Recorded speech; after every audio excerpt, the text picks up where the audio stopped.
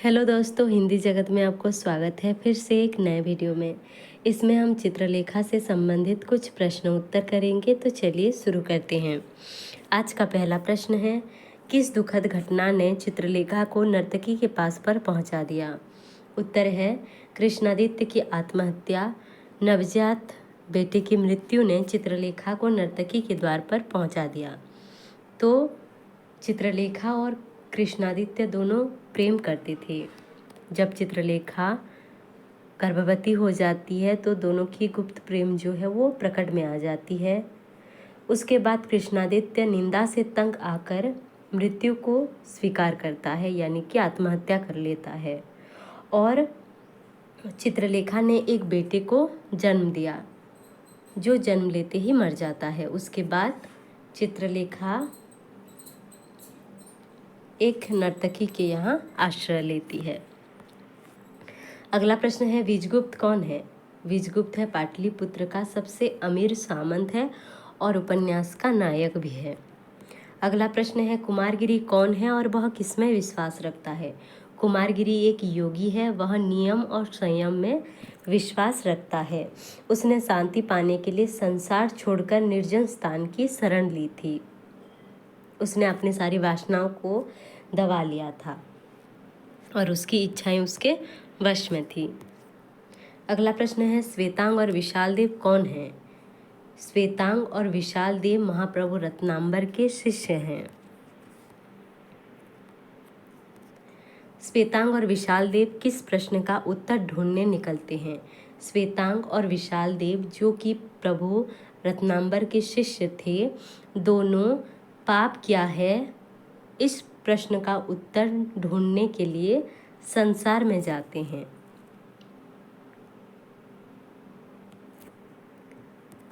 अगला प्रश्न है, बीजगुप्त अपना छोटा भाई किसे कहता है? कहता है। बीजगुप्त अपना छोटा भाई श्वेतांग को मानता है। बीजगुप्त अपना छोटा भाई किसे मानता है? श्वेतांग को मानता है। अगला प्रश्न है, मृत्युंजय अपनी बेटी का विवाह श्वेतांग से क्यों नहीं करना चाहते थे? श्वेतांग धनहीन था, इसलिए मृत्युंजय अपनी बेटी का विवाह उससे करना नहीं चाहते थे। यानी कि जो श्वेतांग था वो निर्धन था, धनहीन था, इसलिए मृत्युंजय अपनी बेटी यशोधरा का विवाह श्वेतांग से करना नहीं चाहते थे। अंत में क्या होता है कि बीजगुप्त जो है वो अपना पद और अपनी सारी संपत्ति श्वेतांग को दे देता है और अंत में श्वेतांग और यशोधरा का विवाह भी हो जाता है। अगला प्रश्न है, आर्यश्रेष्ठ मृत्युंजय कौन है? आर्यश्रेष्ठ मृत्युंजय यशोधरा के पिता हैं और पाटलिपुत्र के वयोवृद्ध सामंत थे। अगला प्रश्न है, बीजगुप्त और यशोधरा कहाँ की यात्रा पर गए थे? बीजगुप्त और यशोधरा वाराणसी यानी कि काशी के यात्रा पर गए थे। अगला प्रश्न है, कुमारगिरी को किसने पराजित किया था? कुमारगिरी को चंद्रगुप्त के महल में चित्रलेखा ने पराजित किया था।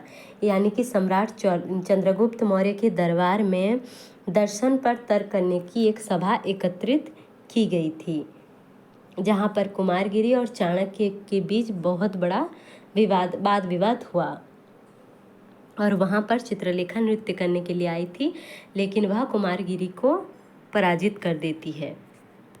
अगला प्रश्न है, विजगुप्त ने अकारण किसका अपमान किया था? विजगुप्त ने अकारण ही मृत्युंजय का अपमान किया था। किस प्रकार से?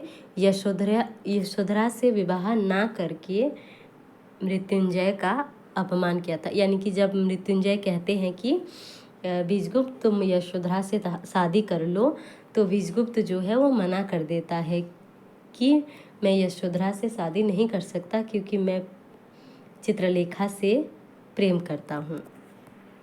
अगला प्रश्न है, श्वेतांग किससे विवाह करना चाहता था? श्वेतांग यशोधरा से विवाह करना चाहता था और अंत में विवाह भी करता है।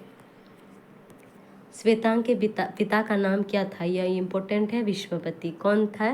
विश्वपति। श्वेतांग के पिता कौन थे? विश्वपति। अगला प्रश्न है आत्मा का संबंध अनादि नहीं है बीजगुप्त, किसका कथन है? आत्मा का संबंध अनादि नहीं है बीजगुप्त, यह कथन है चित्रलेखा का। चित्रलेखा कहाँ और किससे दीक्षित होने गई थी? चित्रलेखा कुमारगिरी के आश्रम में कुमारगिरी से दीक्षित होने के लिए गई थी। बीजगुप्त यशोधरा से विवाह क्यों नहीं करना चाहता था? उत्तर है विजयगुप्त चित्रलेखा से प्रेम करता था, उसे अपनी पत्नी मानता था। विवाह ना करने पर भी वह चित्रलेखा को अपनी पत्नी मानता था, इसलिए वह यशोधरा से विवाह नहीं करना चाहता था। अगला प्रश्न है मेरे भी पंख होते और मैं कपोती होती, किसका कथन है? यह कथन है यशोधरा का।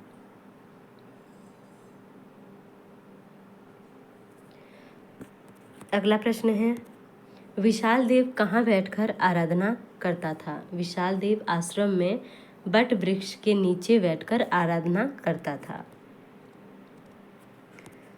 अगला है योगी कुमारगिरी किससे प्रेम करने लगी? योगी कुमारगिरी चित्रलेखा से प्रेम करने लगे, जो कि कुमारगिरी के आश्रम में दीक्षित होने के लिए आई थी।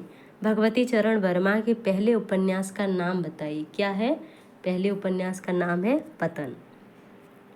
अगला है विजयगुप्त और चित्रलेखा किस रूप में राज्य से निकलते हैं? विजयगुप्त और चित्रलेखा अंत में भिखारी के रूप में देश पर्यटन के लिए निकलते हैं। चित्रलेखा किस उम्र में विधवा हो गई थी? मात्र 18 वर्ष में विधवा हो गई थी चित्रलेखा। चंद्रगुप्त के दरबार में किन विद्वानों के बीच शास्त्रार्थ चल रहा था?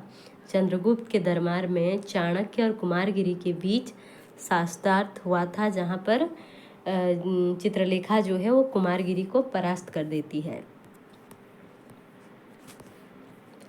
अंत तक बने रहने के लिए धन्यवाद। चैनल में नए हैं तो चैनल को सब्सक्राइब करें, लाइक करें, कमेंट करें और अपने दोस्तों के साथ शेयर करें।